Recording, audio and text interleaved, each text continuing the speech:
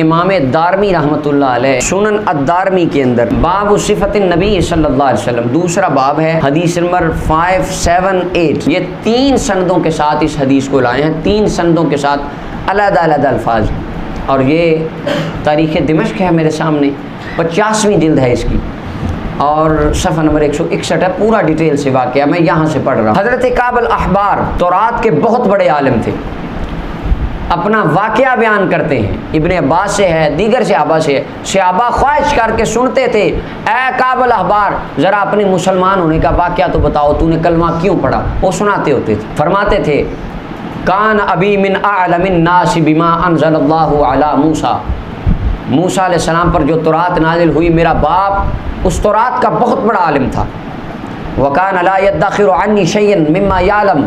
میرا باپ جو جانتا تھا تورات کا جتنا علم اس نے سارا مجھے بتا دیا، مجھ سے کچھ چھپایا نہیں۔ فلما حضرہ الموت، جب ابا جی کی وصال کا وقت آیا، کعب الاحبار کہتے ہیں وصال کا وقت آیا، دعانی، والد صاحب نے مجھے بلایا، فقال لی، مجھے فرمایا، یا بنی، اے میرے پیارے بیٹے، قد علمت انی لم ادخر عنک شیئا مما کنت اعلم الا انی کنت قد حبست عنک ورقتین، بیٹا تو جانتا ہے جتنی تورات رب نے مجھے عطا فرمائی، علم عطا فرمایا مجھے تورات کا، میں نے سارا تجھے پڑھا دیا، بیٹا 2 صفحے تورات کے ایسے ہیں ان کا علم میں نے تجھے نہیں دیا،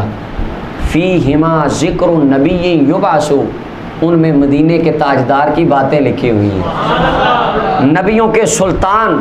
انبیاء کے شہنشاہ کا اس میں تذکرہ ہے، بیٹا میں وکرہت ان اخبرک، میں نے ناپسند جانتا ہوں کہ وہ تجھے بتاؤں، اس کی وجہ یہ ہے، انہوں نے بیان کیا کہ میں تجھے وہ بتا دوں صفحے، تو جا کے پڑھ لے، اور کل کو 7ویں محلے سے کوئی بندہ اٹھ کے دعوی نبوت کر دے تو اس کے پیچھے لگ کے گمراہ ہو جائے، دوزخ میں چلا جائے، میں یہ نہیں چاہتا، اس لیے بیٹا میں نے تجھے وہ بتائے نہیں ہیں، اور میں مر بھی جاؤں ان کو نہ پڑھنا، اگر اللہ نے تیرے مقدر میں خیر لکھی ہوئی تو تجھے حضور مل جائیں گے، تو ان کی غلامی میں چلا جائے گا۔ اب تورات کے اندر یہودیوں کے عالم کہہ رہے ہیں، حضرت کعب الاحبار فرماتے ہیں والد صاحب فوت ہو گئے، والد صاحب کو دفن کیا، دفن کرتے بھی میرے دل میں ایک خیال تھا کب وقت آئے میں جا کے تورات کے 2 صفحے پڑھوں، کب وقت آئے وہ صفحے پڑھوں۔ والد صاحب دفن کر دیا، فوراً میں گھر آیا، صندوق کھولا، ابا جی کی تورات نکالی، کہتے ہیں جب تورات نکالی نا، میں نے وہ دیکھا وہ 2 صفحے بند تھے، وہ کبھی کھولے نہیں گئے تھے، ثم استخرجت الورقتین، میں نے وہ ان کو نکالا، کھولا، فاذا فیہما محمد الرسول اللہ خاتم النبیین لا نبی بعدہ مولدہ بمکہ، حضرت کعب الاحبار فرماتے میں نے اس میں پڑھا اللہ کے ایک رسول ہوں گے، نام نامی اس میں گرامی محمد مصطفیٰ صلی اللہ علیہ وسلم ہوگا، ختم نبوت کا تاج پہن کر آئیں گے، مولدہ بمکہ تھا، اس نبی کا میلاد مکے میں ہوگا۔ یہ ذکر میلاد تورات میں ہوتا تھا،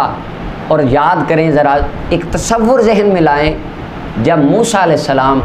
اپنے امتیوں کو بٹھا کر،